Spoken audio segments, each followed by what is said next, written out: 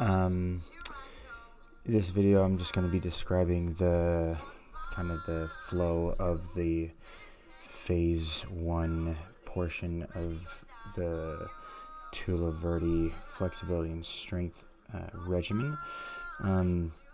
So in this regimen, just like in the videos that I've been posting, just gravity, body weight, opposing muscle groups, and you can do this as much or as little as you want to, just listening to your body.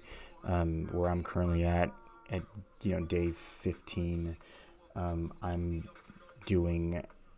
probably doing this the whole phase 1 5 days a week, and then I'm doing the stretching components and the non-upper extremity portions a little bit more frequently, almost daily. Just because I'm just too tired from the upper extremity stuff. And then, as far as equipment, I started off with a yoga mat, like a thick Pilates mat, but now I'm just using the carpet, and then I'm using these chairs that I have as my way of elevating above the ground to get low on these push-ups and dips. And I was using a street curb and do when it's nice out for the Jefferson curls, but it's not really necessary, I'm finding. And then I'm kind of completing it in a descending order. And what that means is really starting from the middle out, and understanding that the tailbone, the coccyx, is the original origin of all muscle attachments, and so unlocking that first and focusing on that, and then working outwards towards the extremities is how I've arranged this. So I start off with the back extensions, and then move into the standing abdominal crunches, right, working in balance, back and front of the back, and then I move down to the hips and hamstrings with the hip thrusts. Then I go over to the prayer knees stretch, which stretches the quads and the knees and the ankles and the tibialis anterior, before doing the eccentric quadricep curl, which is pretty demanding, and you definitely would want to stretch before that. And then I stretch out the quads more intensely with the runner stretch, as well as the hip. And then kind of moving on to groin with the frog leg stretch, as well as the external hips with the internal and external rotation of the hips while I'm doing the frog leg stretch. And that's all anticipation of the leg circles, which are demanding on the groin, as well as the hip external rotators. And then I move on to calf raises at that point, and the calf lowers, which aren't too bad.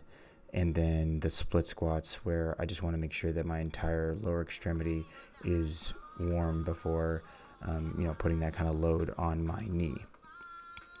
And then I move on to the upper body, and that first part with the core and lower extremity tends to take me about 30 minutes.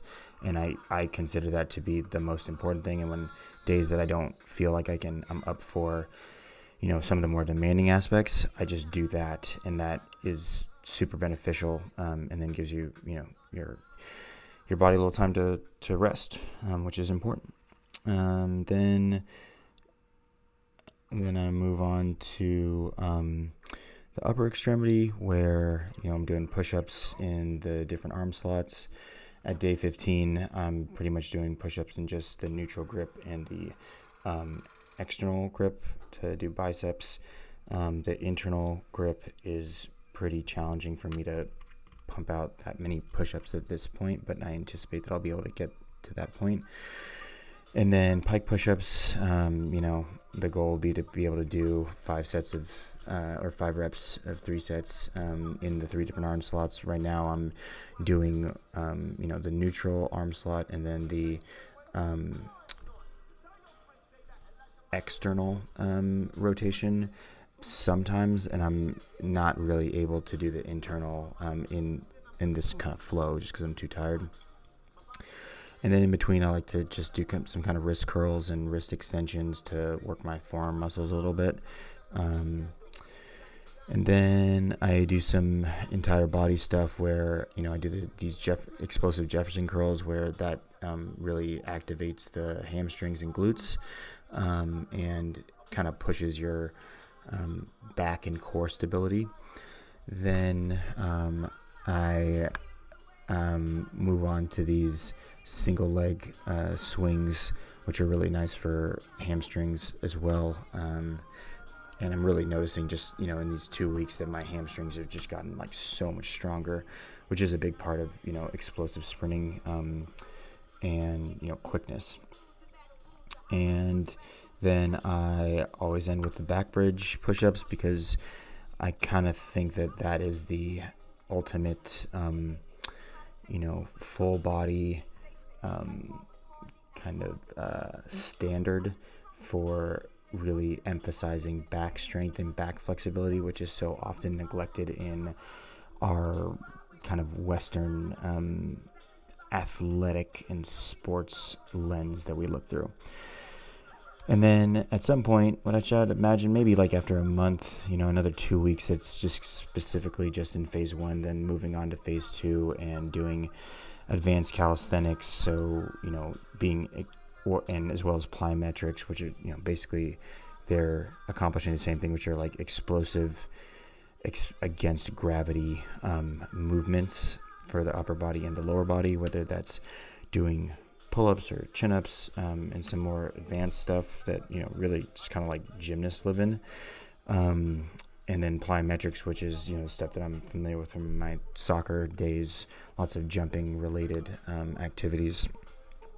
And then Nordics, which, the ATG system really, puts at a high standard, but it really is a measure of really advanced hamstring strength. And that's where I could see putting that in here. And then phase 3 and phase 4 are when you're, adding resistance bands and weights.